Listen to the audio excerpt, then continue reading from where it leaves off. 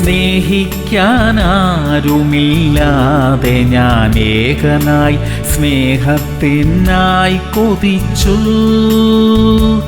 എന്നെ സ്നേഹിപ്പവർ എന്ന് ചൊന്നവരെല്ലാം സ്വാർത്ഥരായി തീർന്നുപോയി. സ്നേഹം നീർക്കുമിള പോലെയായി.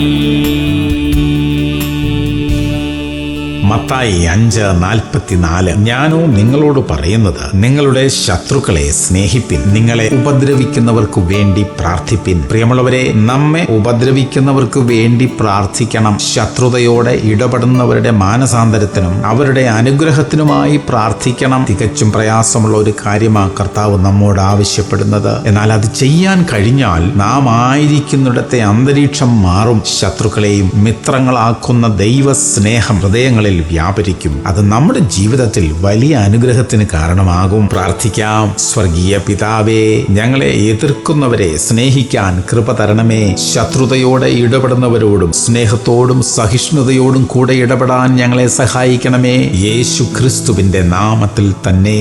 ആമേൻ, ആമേൻ, ആമേൻ.